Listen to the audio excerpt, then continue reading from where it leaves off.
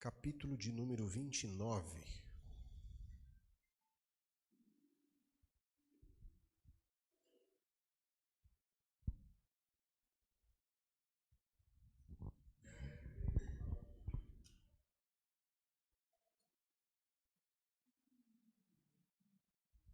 Versículo de número 2 e também versículo de número 4.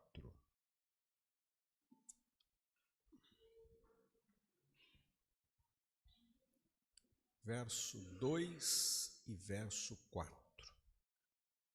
Diz-nos assim a palavra: quando os justos florescem, o povo se alegra. Quando os ímpios governam, o povo geme. Verso 4. O rei que exerce a justiça dá estabilidade ao país, mas o que gosta de subornos o leva à ruína. Amém.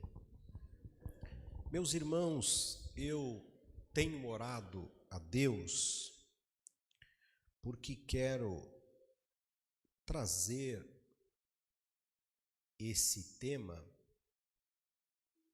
e falar com ele e falar dele à igreja nesse momento tão necessário para a nossa nação. E nas minhas orações, como esse é um tema que envolve muitas paixões, muitas ideologias, falar dele precisa ser sempre em oração.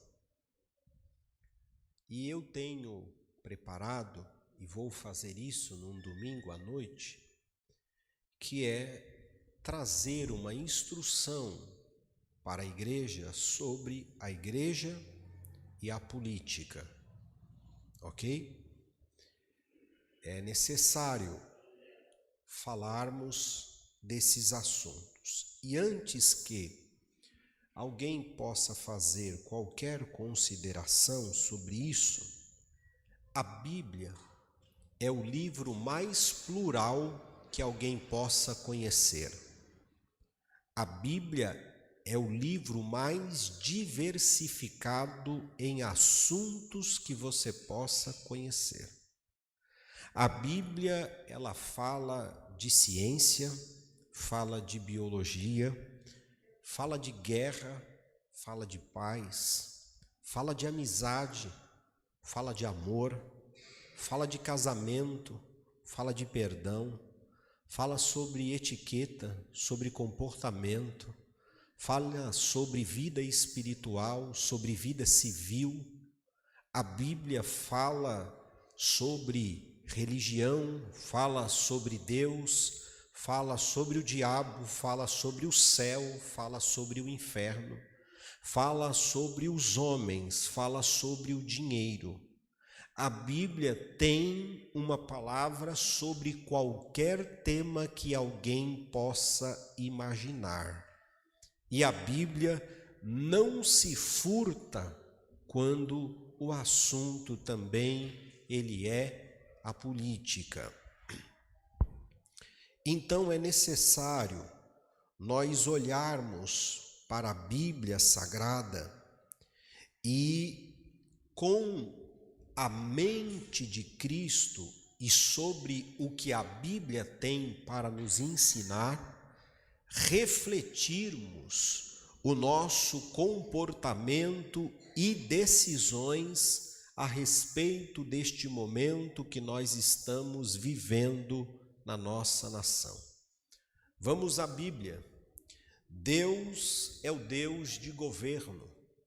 Deus estabeleceu normas, padrões, modelos para que as nações, para que a humanidade, para que as civilizações pudessem olhar para este modelo e assim viver.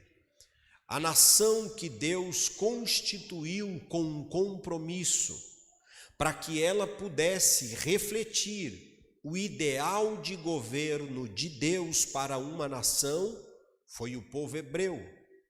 Deus, através daquela nação, instruiu todos os hebreus, por intermédio da revelação dada a Moisés, a maneira como aquele povo seria uma nação constituída. Então Deus orientou como se daria o governo da nação dos hebreus. Deus deu leis para regulamentar toda a nação de Israel, leis que compunham a sua espiritualidade, todos os seus cerimoniais, mas também deu leis cívicas para que aquele povo pudesse ser bem instruído e não andassem por um caminho de torpeza e de destruição. Toda a constituição da legislação dos hebreus, ela vem da revelação que Deus dá a Moisés. O Senhor ensina aquele povo a ser uma nação civilizada. Só para você ter ideia do quanto Deus é civilizado, se você lê, por exemplo, o período em que a nação de Israel montava os seus acampamentos ao redor do tabernáculo, que era a casa de Deus, Deus instruía eles sobre saneamento básico, isto é, quando alguém fosse defecar, Deus dizia para ele o lugar para que fosse feito, a fim de que o vento não trouxesse odor e comprometesse o bem-estar do coletivo. Pare e pense, como esse nosso Deus é um Deus ordeiro, é um Deus cuja sua sabedoria está impregnada em todas as suas instruções. As leis que Deus conferiu à nação de Israel eram leis que daria àquele povo estabilidade. Aquele povo poderia construir toda o seu desenvolvimento, progresso, baseado nas leis que o Senhor concedeu a eles por intermédio de Moisés. Leis para a convivência, para o convívio social, leis sobre propriedade, leis sobre trabalho, leis sobre pagamento. O Senhor regulamentou todas estas coisas baseado na sua sabedoria. E é fato, irmãos, que o mundo de então, o mundo que nós conhecemos, ele tem ido bem. Há um avanço da humanidade, apesar de tudo aquilo que eu e você identificamos como ruim, e tem muita coisa ruim, mas há um avanço significativo nos homens, na humanidade, no bem-estar do ser humano, pautado nos ensinamentos judaico-cristão. E todo esse conteúdo judaico-cristão, ele foi reforçado através da reforma protestante. As nações que abraçaram a verdade que estava sendo exposta pela reforma protestante, ganharam muito em liberdade, ganharam muito em trabalho, ganharam muito em progresso, ganharam muito em cuidado para com os necessitados. Tudo isso contemplado pelo prisma dos ensinamentos judaico-cristão. Nós que somos o povo de Deus, nós que somos a família da fé, nós que somos a coluna da verdade, nós que somos luz do mundo e sal da terra, nós que temos a mente de Cristo, Não temos outra maneira, não temos outra lente para ler o mundo e decidir sobre ele, senão pela mentalidade da palavra de Deus. Amém, irmãos? Amém. Eu vou ser bem pausado assim, bem didático, ok? Bem calminho. A nossa regra de fé e conduta parte do livro sagrado, da Bíblia Sagrada.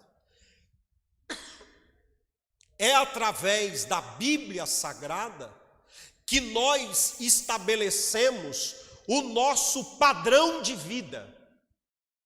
É pela Bíblia Sagrada que nós compreendemos a maneira como nós devemos viver e nos relacionar.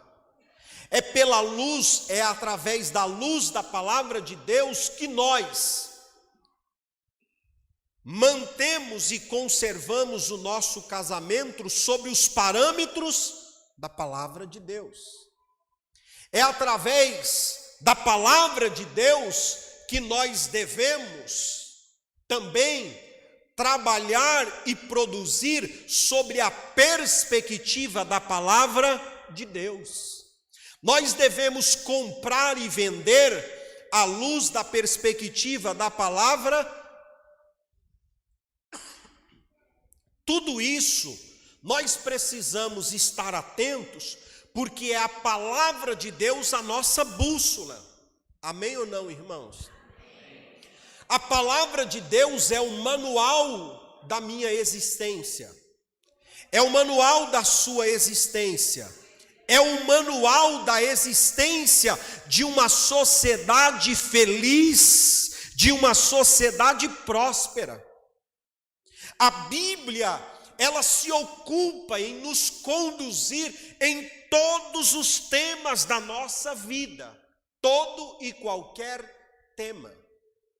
Por isso, como cristãos, nós não precisamos temer opinar sobre o nosso pensamento cristão. E é aqui que eu preciso trazer você para esta reflexão. Por muito tempo, falaram para nós que nós não deveríamos opinar sobre alguns assuntos, que nós deveríamos guardar silêncio sobre alguns assuntos.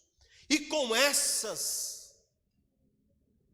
mentalidade, com esses conselhos, nós perdemos e perdemos muito.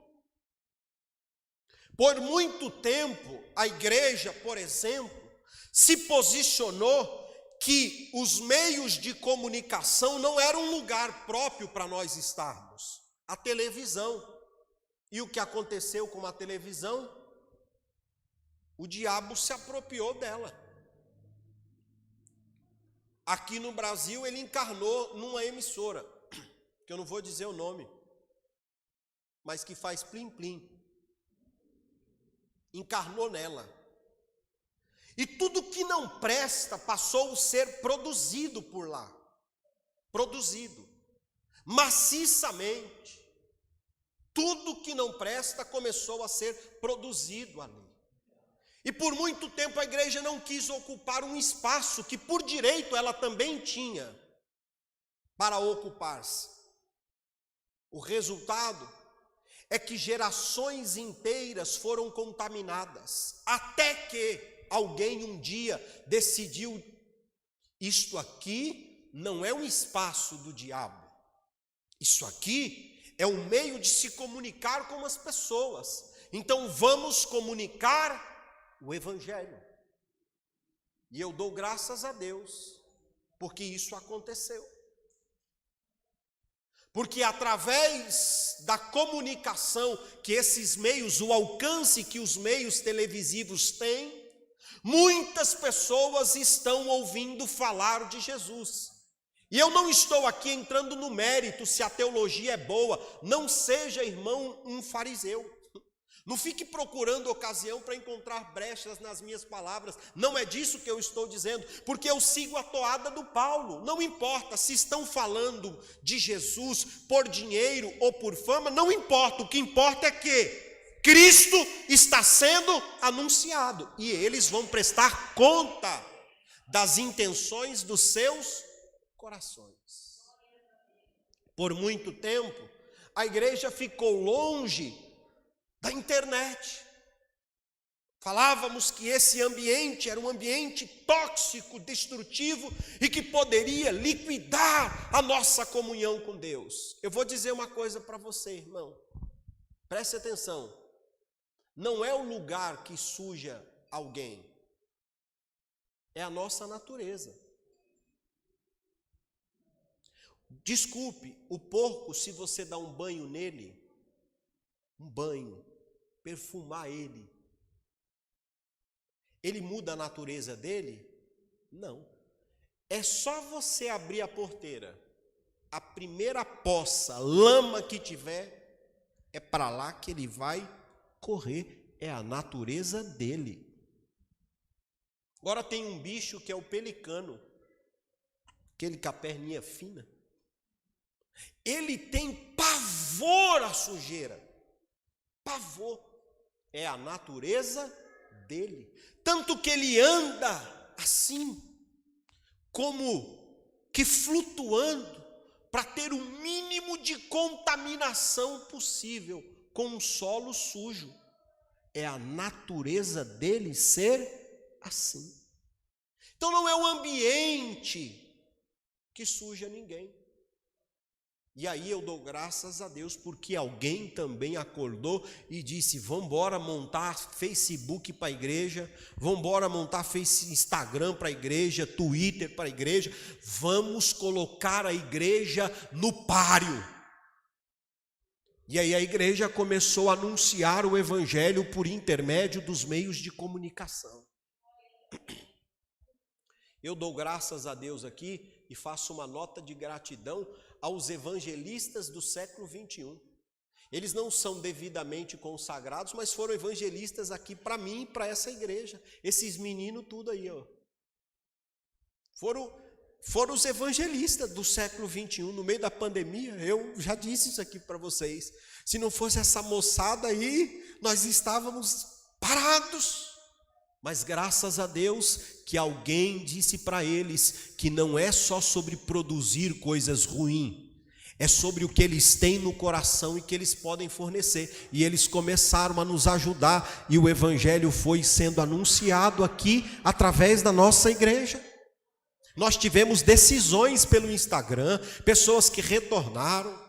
Eu me lembro que teve uma das nossas lives que nós estávamos fazendo, uma pessoa lá da Bahia, que me conhecia, era desviada, estava assistindo, voltou para Jesus e está congregando. Tudo isso porque as pessoas decidiram ocupar espaços que nunca deveriam ter deixado vago para nada. Aí eu retomo esta fala. Por muito tempo, as pessoas disseram que como igreja nós não poderíamos falar sobre política. Quem foi que disse isso? Porque isso não está na palavra de Deus.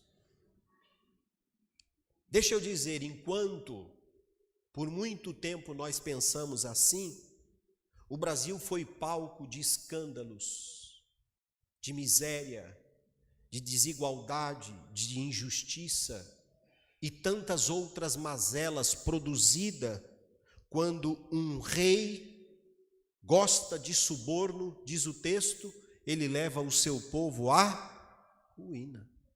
Por muito tempo, não somente aqui no Brasil, mas no mundo inteiro. De maneira que como igreja nós temos uma opinião sobre política. Agora, eu quero chamar a sua atenção para o que vou dizer bem paulatinamente. A nossa posição política, ela não é pessoal. E ela não é personificada. A nossa posição política é à luz da palavra de Deus. O que nós pesamos então como cidadãos que somos, como alguém que possui um CPF, um RG, um título de eleitor? Como é que nós então nos posicionamos diante disso? Nós nos posicionamos de acordo com a palavra de Deus. Você, como crente, deve se posicionar à luz da palavra de Deus. Então você pode e deve se posicionar. Eles estão tentando nos silenciar em algo que é muito caro. Escute bem, quando os homens ímpios governam, o povo geme. O sábio Salomão disse isso. Enquanto os ímpios governam, o povo chora, o povo padece, o povo geme, o povo sofre.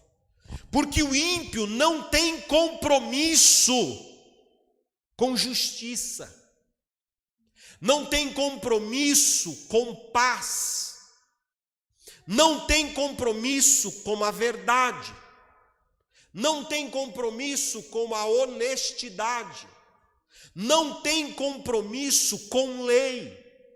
A palavra para o ímpio não corresponde a um compromisso. O apóstolo Paulo, quando escreveu a sua segunda carta a Timóteo, ele diz que uma das características dos homens dos últimos dias é que eles não seriam dados a honrar compromissos. Pessoas que não teriam nenhuma intenção de dar uma palavra, um contrato e se comprometer com ele. Assim são os ímpios. E se você vai à Bíblia, é fácil você identificar o quanto um governo ímpio destrói a nação. Os hebreus sofreram isso. Vocês sabem que após a morte de Salomão, o reino de Israel se dividiu, ok, irmãos? Vamos voltar aqui à história do Antigo Testamento. Pós a morte de Salomão, o reino de Davi, o reino de Israel, ele foi dividido em duas partes, ok, irmãos? Amém? Escola dominical. Reino Sul e Reino Norte. O Reino Sul contemplou as tribos de Judá e de Benjamim. E depois do outro lado, as 10 outras tribos. O Reino Sul, o reino de Judá, foi um reino duradouro, permanente, e que se tornou o remanescente de Deus. Sabe por quê? Porque Deus sempre deu a este reino lampejos de homens bons. Aproximadamente 20 reis governaram Judá. 8 eram bons, 12 eram ruins. Mas o efeito desses 8 reis deram à nação de Israel alívio, estabilidade e perpetuação. O Reino Norte não teve um único rei que se salvou. Rapidamente, em menos de 250 anos, aquele povo inteiro foi dizimado. Consegue entender a importância de se ter homens que governam e governam bem? O reino de Judá, você vai a ele e você encontra homens do quilate de Asa, de Ezequias, quem dirá de Josias, um menino que fez a maior de todas as reformas em Judá e trouxe para a nação um tempo de paz enquanto ele estava vivo. Nós precisamos entender que homens justos geram tempos de paz.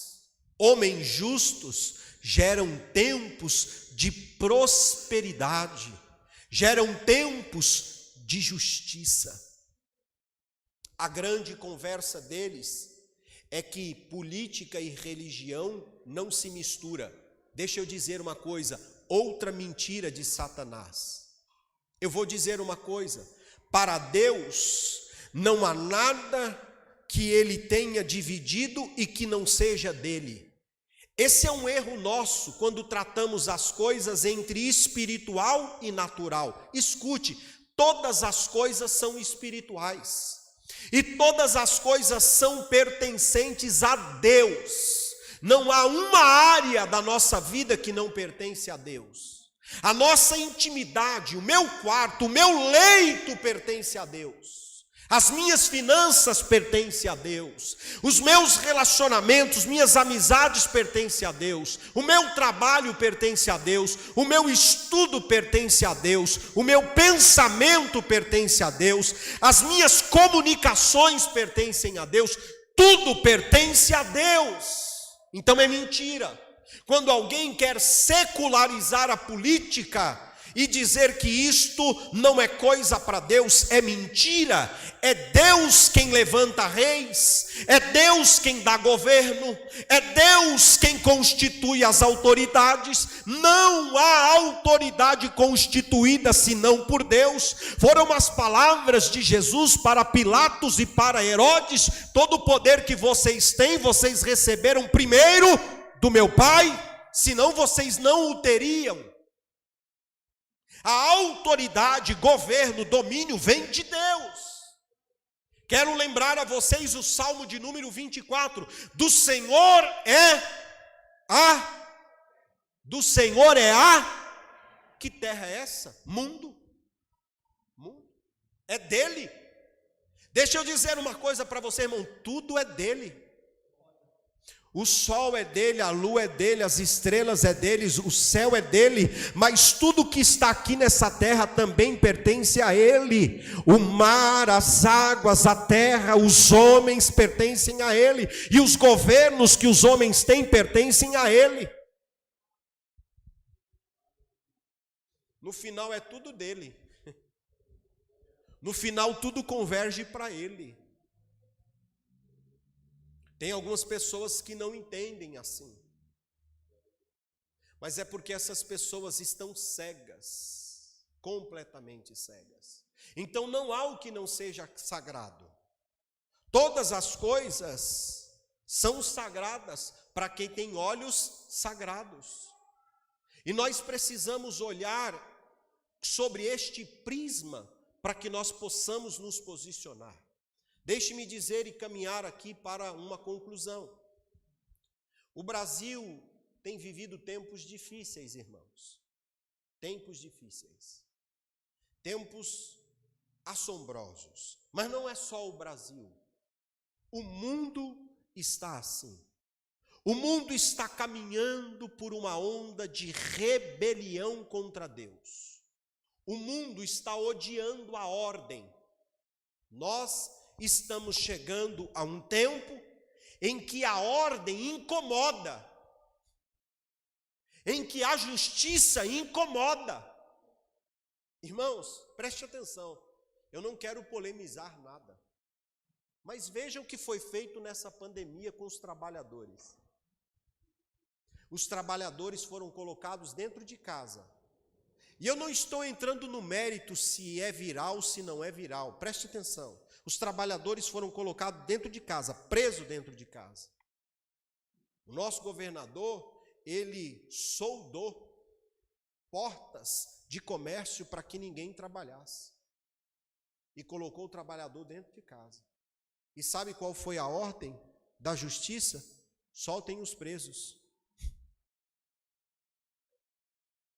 Soltem os presos. Faz sentido para você, irmão? Faz sentido? Escute, cuidado para você não cair naquilo que Paulo advertiu a Timóteo. Alguns serão enganados pela falsa ciência. Irmão, a Bíblia já previa estas coisas. Estamos fazendo isso em nome da ciência. Estamos fazendo isso em nome do progresso. Estamos fazendo isso em nome do bem-estar coletivo. Escute, que coisa interessante. Pare e pense comigo. No meio da pandemia, você não poderia ir se tratar nos hospitais. Só poderia tratar o vírus. Mas e o diabetes? O câncer? O pâncreas? O rim? Não podia. Mas sabe o que podia? Aborto. A primeira lei que a OMS liberou foi: os abortos é caso de emergência. Precisam dar atendimento a quem quer abortar. O mundo está vivendo uma confusão. O mundo está se tornando delinquente, porque estão tirando tudo aquilo que é ordeiro, tudo aquilo que é honesto, e andando por uma rota completamente comprometedora. Escute, e aí o que eu temo é que algumas pessoas na igreja, elas não se pautam na palavra, elas se pautam em opiniões, em terceiros, em intelectuais. Quando eu ouço essa palavra intelectual entre nós, cá entre nós, eu não posso dar o sinônimo, mas coloca aí o antônimo então, tá bom? Porque você vai entender o que eu quero dizer. Quando eu ouço a palavra, os intelectuais estão dizendo, ai, irmão, pode esquecer. Porque nenhuma sabedoria o homem pode ter apartada de Deus. A Bíblia diz que o princípio, preste atenção, da sabedoria é o quê? Vamos, irmãos, o princípio da sabedoria é o temor a Deus. Se eu ignoro Deus, que sabedoria eu tenho? Se eu ignoro quem criou, quem mantém, quem organiza, quem sustenta todas as coisas, como eu posso me julgar alguém sábio? Muitos foram os supostos intelectuais ao longo desses 21 séculos. Houve intelectuais que disseram, matamos Deus, estão mortos. Os seus ensinos esquecidos, reduzidos a um banco ínfimo de apreciadores e que não mudaram em nada as civilizações. Mas eu pergunto para você, e como vai a palavra de Deus? Deixa eu dizer, vai bem, vai triunfando, vai prevalecendo sobre toda ideologia, sobre toda filosofia, sobre todo conhecimento humano. A palavra de Deus permanece para sempre. A palavra de Deus não é efêmera, a palavra de Deus não é para um momento, não é para uma sociedade. A palavra de Deus é eterna e esta jamais passará. E a tristeza que eu tenho é que algumas pessoas estão pautando a sua maneira de se comportar, de ver a vida, sobre uma ótica completamente antagônica à palavra de Deus. Escute, meu irmão, a questão não é se você é de direita ou se você é de esquerda. Você não é de direita e nem você é de esquerda, você é da cruz do centro. Você é do Nazareno, você é de Jesus. Você tem a cruz como centro da sua perspectiva de existência humana. É a cruz que te influencia, é o evangelho que te influencia. E o evangelho tem posicionamentos contundentes sobre a humanidade. O evangelho é pró-vida. O evangelho é a favor da família monogâmica, do casamento indissolúvel e do casamento heterossexual, um homem e uma mulher. A perspectiva do evangelho é essa, e não há outra, e não há adicional. E se alguém fala outra coisa, é no mínimo mal intencionado. No mínimo. mal intencionado. Eu tenho tido a tristeza de acompanhar alguns casos de pessoas que têm tomado um posicionamento tão ruim, estão tão contaminados. Abraçaram, por exemplo, a ideologia progressista. Eu estou conhecendo uma geração e estou tentando lidar com algumas pessoas que as famílias estão me pedindo ajuda. Socorro, pastor, socorre. Ô primo, me socorre. Ô sobrinho, me socorre. Os filhos não querem trabalhar. Eles acreditam que eles têm direito a receber tudo sem fazer nada.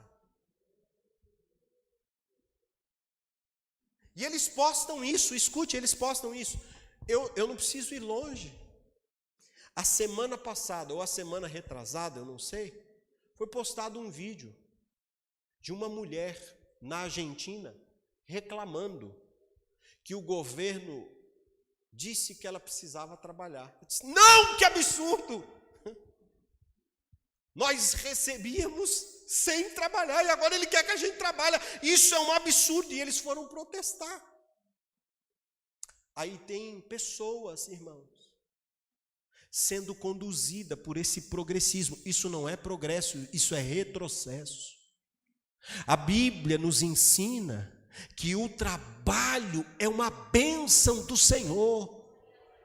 O trabalho não é pós-queda, o trabalho é antes da queda. Quando Deus criou o jardim, Ele colocou Adão e disse, você vai cultivar, você vai cuidar deste jardim, você vai aqui zelar por isso, e você colhe disso então para você comer. Trabalho. O trabalho é uma bênção. Jovens, adolescentes, alguém que me assiste, o trabalho é uma bênção. Nós temos uma frase não bíblica, mas verdadeira: o trabalho dignifica o homem.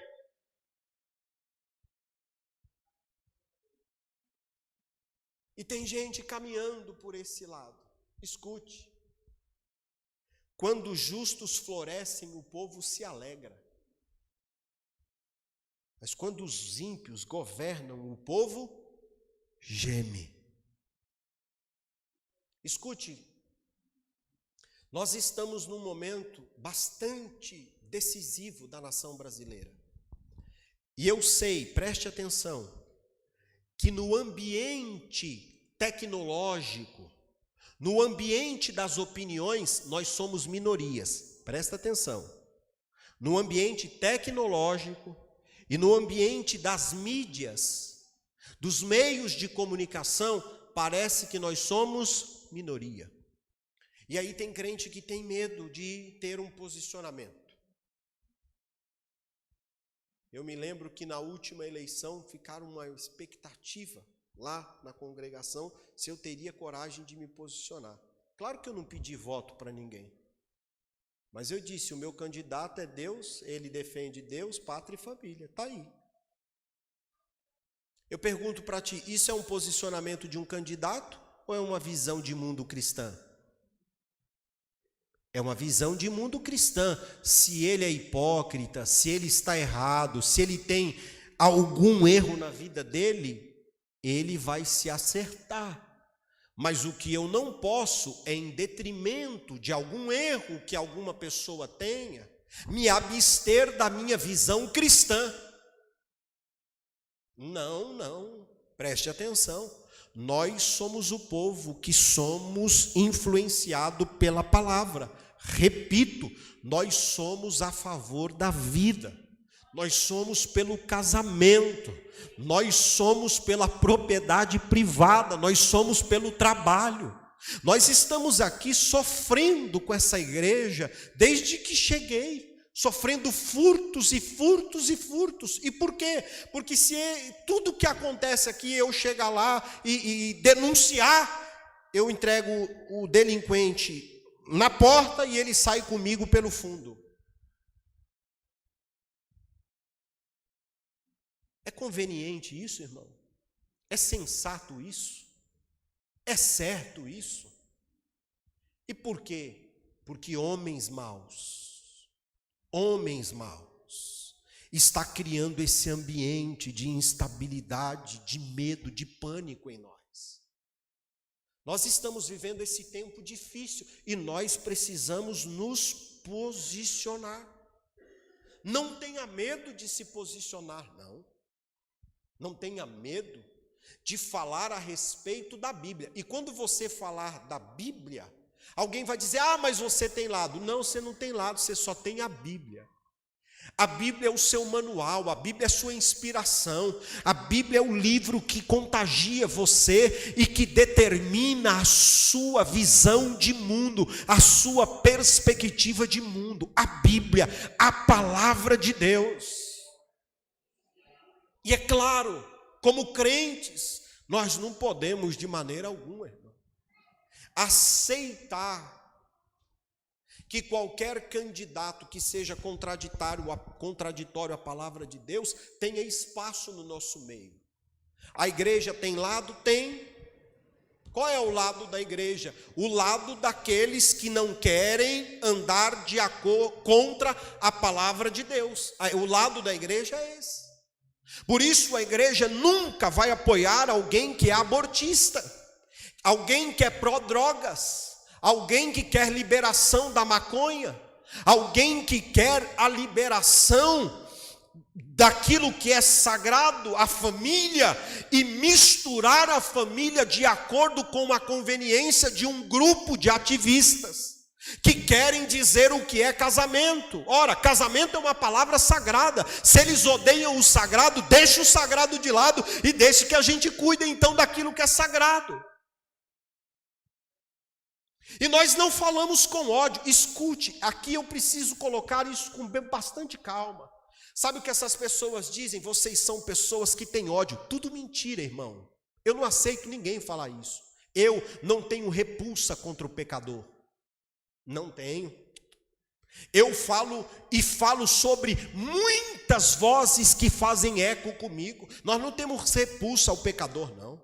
Nós somos o povo que queremos ver todos eles salvos, todos eles mudados e transformados, porque a nossa guerra não é contra o adúltero, não é contra o homossexual, não é contra o traficante, não é contra o idólatra. A nossa guerra é contra o pecado. O que nós não permitiremos na igreja é o pecado.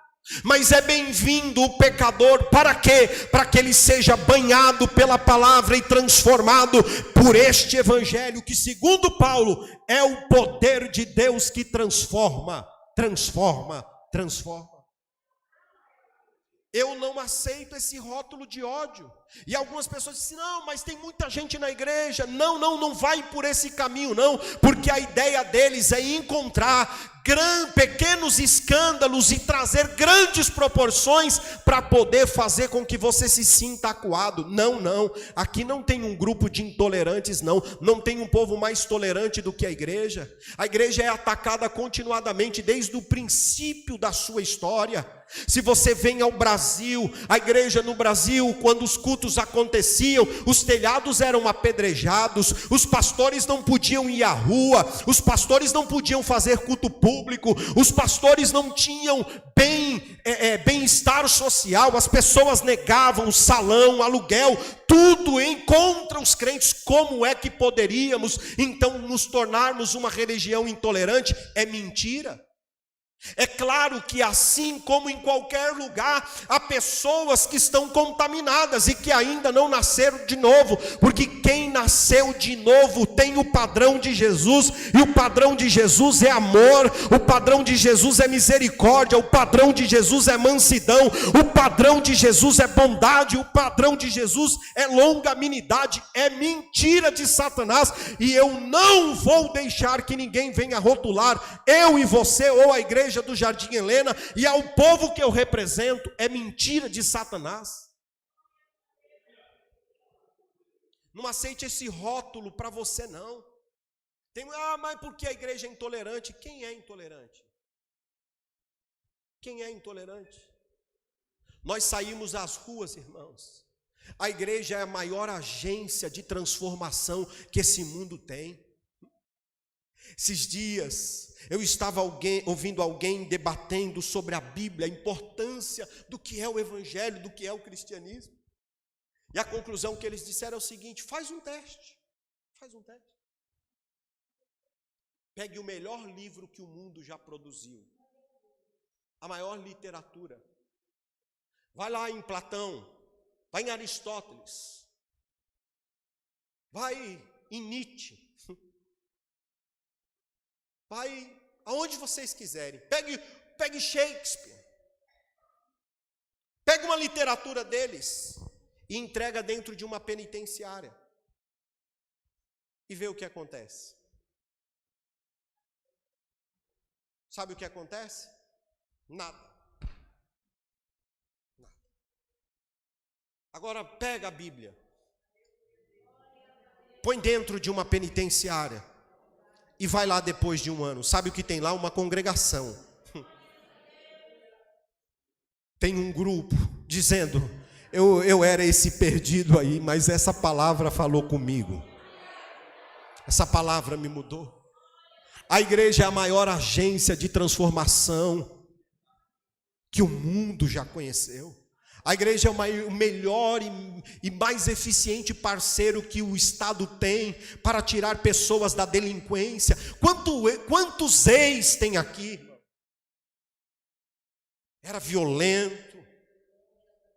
E aqui na igreja tem ex de tudo. Não sei se aqui, mas no conjunto da igreja tem ex de tudo.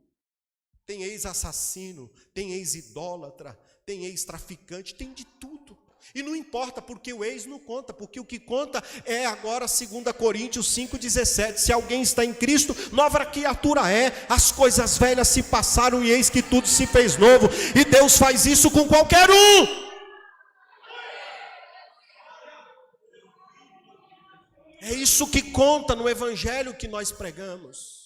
Nós não estamos interessados no que as pessoas estão fazendo. Nós estamos interessados no que, quando elas conhecerem a Jesus, elas serão.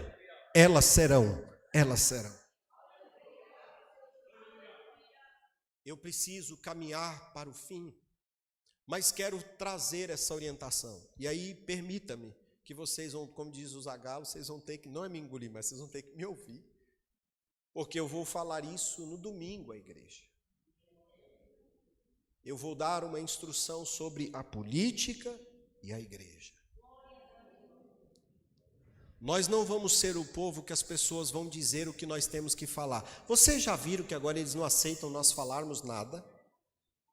Eles querem silenciar a nossa voz, nós não podemos ter opinião de nada. Tudo que acontece lá, eles querem falar da gente. Eles querem falar do nosso culto. Eles querem falar da igreja, de como a gente pensa, de como a gente... Mas eles não aceitam a gente falar. Só que eu pago imposto como qualquer um deles.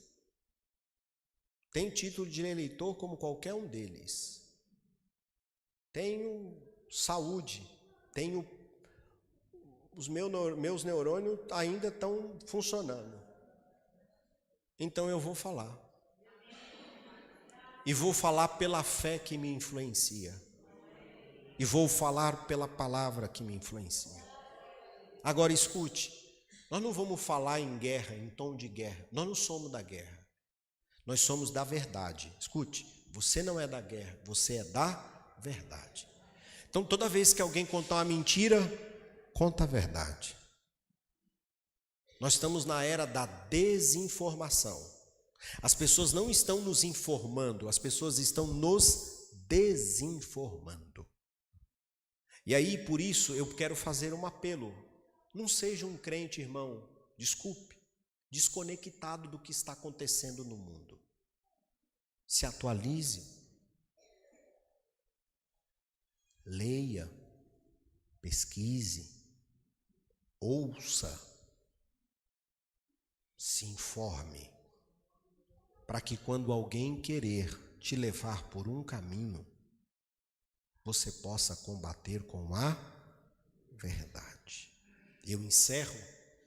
Eu estava numa mesa com algumas pessoas e o tema foi feminismo. E a pessoa que trouxe esse tema queria nos condenar, todos nós da mesa, porque nós somos os patriarcas machistas, opressores e aquela coisa toda que ninguém suporta. Aí ela foi falando. Eu disse, quando ela acabou, eu não estou falando isso para ser orgulhoso. Eu disse, bom, nós podemos começar a falar desse assunto. Você quer falar sobre qual livro do feminismo? Vamos começar? Vamos começar pela grande matriz do feminismo? E comecei a conversar com ela. Aí ela foi mudando a fala dela. E no final ela ficou quietinha. Sabe por quê? Porque ninguém pode pôr palavra na sua boca. Busque a informação. Não deixe ninguém desinformar vocês. Eu vou encerrar dizendo, nós temos a mente de... Nós temos a mente de Cristo. Nós somos o povo que temos uma adicional. Nós temos a mente de Cristo. Que Deus em Cristo Jesus nos abençoe. E que Deus venha, irmãos, intervir em favor da nação brasileira. Ponha o Brasil nas suas orações. Ponha o Brasil nas suas orações. E que o Senhor, com a sua forte mão, venha debelar toda a estrutura montada para promover ódio, destruição, baderna, anarquia, que tudo isso seja sujeitado ao domínio poderoso do nosso Deus. Eu encerro com o Salmo 33, 12. Feliz é a nação cujo Deus é o Senhor. Vamos em pé, meus irmãos, agradecermos o Senhor por esse tempo.